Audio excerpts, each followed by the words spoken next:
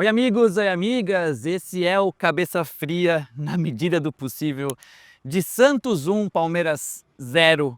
Mas dessa vez é uma dificuldade de gravar com cabeça fria, mas uma dificuldade de boa. Geralmente eu tô com raiva e eu penso nos processos que eu posso levar, mas dessa vez é pela minha voz rouca, pela minha alegria e a dificuldade de fazer um vídeo racional com a alegria que eu tô. A noite aqui na Vila para mim foi especial porque eu curti como um torcedor do Santos. Então, eu estive com a minha família aqui e vibrei muito, estou muito feliz. É difícil que se junte, né, o Lucas jornalista com o Lucas torcedor e os dois estejam felizes e foi o que aconteceu aqui. Então, o meu pós-jogo foi totalmente despirocado, mas dessa vez eu vou tentar fazer um vídeo mais tranquilo e contar com os comentários de vocês, com a opinião de vocês, porque são assuntos que realmente eu tenho algumas dúvidas. Mas antes eu quero dizer que este vídeo tem oferecimento da KTO, que é a parceira deste canal. A dica que eu dei lá no Instagram bateu, então fique atento na rede social vizinha.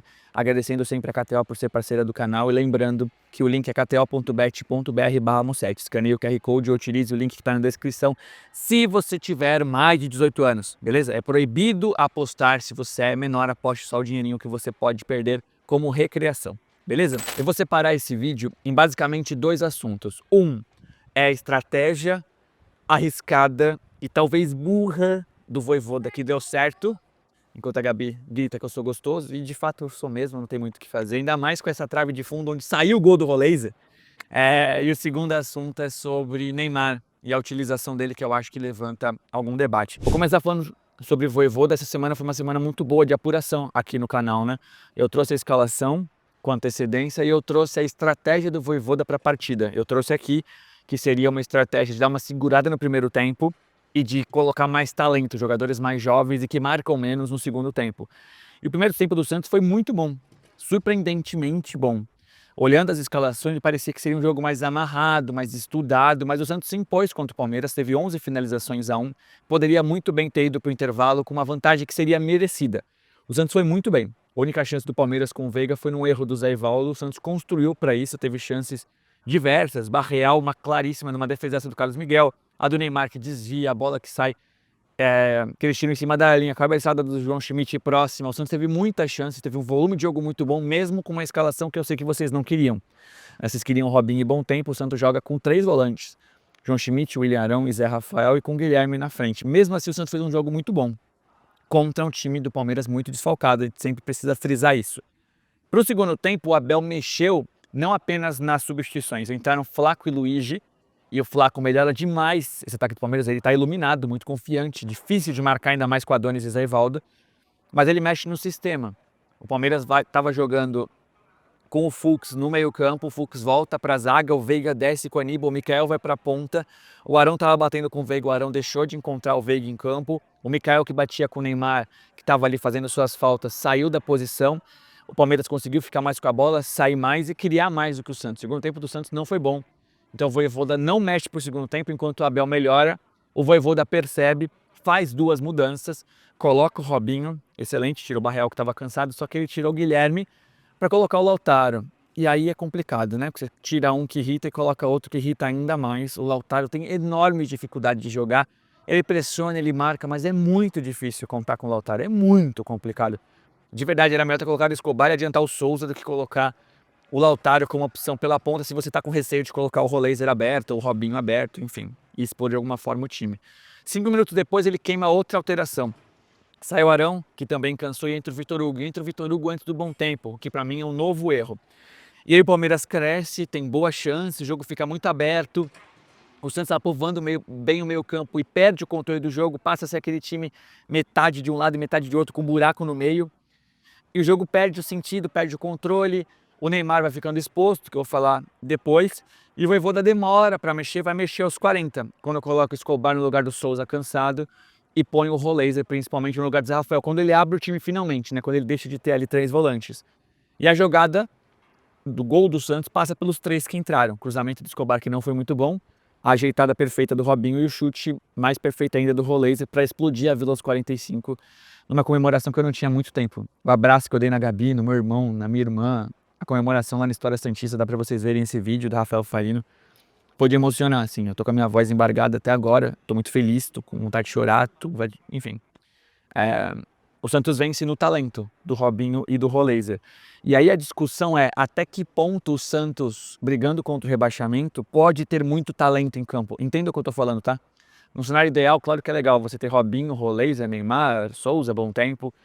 Mas pensando defensivamente, em termos de estratégia, o primeiro tempo funcionou. Depois o Santos fica exposto. Então, o Santos fica nessa entre a cruz e a espada. E a entrevista do Vojvoda foi muito boa. Ele fala: é difícil para mim ter que fazer o que eu fiz. Mas ele entende a posição em que o Santos está, lê o cenário, entende que o Palmeiras não teria muitas mexidas pro segundo tempo. Depois que entram o Flaco e o Luiz, já acabou. Entra o Giai lá no final, não tinha mais peças para entrar, eram só moleques. Então, esse fator surpresa contra o Palmeiras cansado, o Santos tinha e o Palmeiras não tinha contra o Santos. Então a estratégia funciona, mesmo que irrite, mesmo que pareça errado ou que seja errado. E se o Santos empatasse, a gente estaria criticando aqui mais o Vojvoda. Então eu não posso exaltar o Vojvoda porque ganhou com o gol aos 45. Mas eu consigo entender. Por mais que eu discorde, eu consigo entender. Em partes, eu consigo entender que é difícil você colocar Roleiser, Neymar e Robinho juntos, mas eu não consigo entender o Bom Tempo entrar depois do Vitor Hugo. Eu não consigo entender o Lautaro no Guilherme. Então esse tipo de coisa acho que o Vojvoda precisa ajustar para que o Santos tenha um time competitivo e que ainda tenha talento. O jogo contra o Mirassol é fundamental. O Mirassol é inferior tecnicamente mesmo dos reservas do Palmeiras, mas é um time muito ajustado pelo Guanais, que marca muito bem, um time muito pegado, cheio de operários em campo. Então o Santos precisa ser mais time, como foi no primeiro tempo, mas sem talento fica difícil, porque você tem 11 finalizações e não faz gol porque você não tem talento.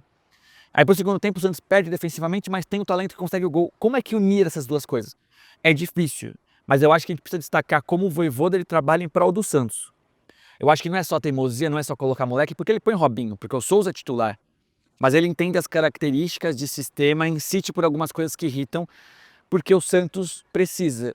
Eu quero imaginar que se o Santos ficar na Série A e vai ficar, o Santos vai poder ter um trabalho melhor do Vojvoda. Um trabalho mais autoral, mais ofensivo, mais criativo, mais corajoso. Então, eu ainda digo, o Vojvoda é um grande técnico. Pra mim, ele é a principal esperança para o Santos ficar na Série A. Eu não mudei a opinião. Por mais que ele irrite, que eu discorde, eu acho que a gente precisa tentar entender como ele consegue conciliar essas duas coisas, porque é muito difícil. Eu quero a opinião de vocês. No segundo momento, eu quero falar sobre o Neymar. O Neymar não brilhou, longe disso, mas ainda assim criou uma jogada ou outra e eu preciso destacar a postura do Neymar muito melhor hoje. O Neymar não criticou os companheiros e não criticou a arbitragem. A arbitragem irritante do Klaus, outra vez, o cartão bizarro para o Zé Rafael, invertendo umas faltas, mas mesmo assim o Neymar teve uma postura de líder, de capitão. Auxiliou, tentou encontrar os companheiros, conversou com o árbitro como tem que conversar, não levou o cartão que ele estava pendurado. Eu sei que pode ser o mínimo, mas perto do que ele fez no Maracanã, é uma postura de capitão. Ele saiu exausto, mancando, chorando, curtindo demais esse resultado. Ele em campo, como eu falei, tecnicamente ele não brilhou, mas ele deu menos toques na bola do que convencional, segurou um pouco menos, por mais que ele ainda segure muito. Parece que às vezes ele precisa de um lance de gênio para ele voltar a ser quem era, sabe? Como se fosse dar um estralo, ele não consegue fazer esse tipo de lance, ele insiste, insiste, insiste, mas ele voltou um pouco menos para receber a bola. Então dentro de um contexto, o Neymar foi mais importante do que era. Mas ainda assim, no decorrer da partida, eu entendi que o Vojvoda tinha que tirar o Neymar. Eu gritei isso aqui na Vila. E eu não sei se eu tô certo, porque o Neymar tem esse talento, mas o Santos achou o gol com o Robinho e Roleiser, não com o Neymar. E o Santos estava perdendo transição, o Neymar cansado, perdendo muitas bolas e vai perdendo sentido o Neymar. Porque se você tem um Neymar que é gênio, que pode decidir, você precisa que ele tenha um mínimo de fagulha física, que ele não estava tendo mais. Ele estava atrapalhando, ficando mais ansioso. Eu acho que o Vojvoda vai precisar entender o momento de tirá-lo. Hoje eu senti, porque o Vojvoda ele é um cara que toma remédios amargos para que o Santos vença. Ele fez com o Guilherme, com o Lautaro, deixou o Robinho no banco. E às vezes o remédio amargo, difícil de tomar, é tirar o Neymar. Eu acho que ele precisa fazer isso em alguns momentos. Talvez tivesse que fazer hoje. E contra o Mirassol, por conta da sequência, novos 90 minutos, eu acho que ele precisa fazer. O Mirassol é um time muito físico. E se for o caso, se o Neymar não estiver bem como estava na metade do segundo tempo, que seja tirado. Eu acho que o Neymar não saiu por ser o Neymar, pela reclamação que ele teve contra o Flamengo. Isso me preocupa um pouco. E eu queria a opinião de vocês sobre a partida do Neymar, mas preciso destacar que em termos de postura, ele foi muito melhor. E eu acho que ele vai ser ainda mais importante nessa reta final do Campeonato Brasileiro. Já destaquei no pós-jogo, eu preciso falar que a partida do Igor Vinícius foi genial. Partida de manual do Igor Vinícius. Brasão bem, seguro. Adonis foi uma partida muito boa, um rateio ou outro. Zé Rivaldo não confio. Foi muito mal nos duelos com o Flaco, mas acabou não comprometendo porque o Flaco perdeu os gols. Souza não fez uma partida de gênio, mas não comprometeu. Escobar entrou participando do gol. Arão foi bem enquanto teve força. João Schmidt fez um bom primeiro tempo, depois caiu. Vitor Hugo entrou mais ou menos. Rafael bem, um pouco abaixo do normal, mas bem. Guilherme e Lautaro mal. O Neymar eu já falei, Robinho Júnior entrou muito bem, Roleiser entrou muito bem. Então acho que temos coisas boas a destacar. Faltou o Barreal. Fez uma partida ok enquanto teve físico, marcou muito, mas ele cansa. O Santos cansa porque corre bastante atrás da bola, a intensidade foi muito alta no primeiro tempo. Temos que destacar essa enorme vitória que tira o Santos da zona de rebaixamento, que retransmite confiança e que talvez resgate a conexão desse alçapão da Vila que estava faltando. Hoje foi muito foda, em todos os aspectos, mas principalmente pela torcida. Foi lindo. Foi lindo o que aconteceu aqui na Vila. Tomara que seja daqui para melhor contra o Mirassol, porque não adianta o Santos entrar contra o Mirassol com a postura que teve contra a Vitória e Fortaleza. O Santos precisa olhar para o Mirassol e pensar que é um clássico, que é uma decisão, porque contra Palmeiras, Corinthians e São Paulo, são 3 vitórias do Vojvoda em clássicos. Isso é muito insano, muito louco, né? Os técnicos recentes tiveram esse retrospecto ruim em clássicos. As 3 vitórias do Vojvoda foram em clássico, porque o Santos consegue ser mobilizado por ele de uma forma diferente do que foi contra a Vitória e Fortaleza. Que contra o Mirassol, o Santos entenda que é um clássico. Tem que partir dessa postura para melhor, para que o Santos vença o excelente time do Mirassol. O Mirassol de quarta é mais difícil que o Palmeiras quase que reserva de hoje. E o Santos precisa entender isso, mas os 3 pontos dão esse resgate, que a gente pelo menos empate, mas também possa vencer o Mirassol, porque depois tem outra decisão contra o Inter, para que a gente aos poucos vá ficando um pouco mais tranquilo em relação à permanência na Série A. Muito obrigado por quem assistiu até o final, obrigado pela meta batida de 55 mil inscritos. Se você assistiu até o final, muito obrigado. Não deixa de se inscrever, deixar seu like e é isso. Boa semana para todo mundo. Tamo junto. Felizaço da vida. Valeu.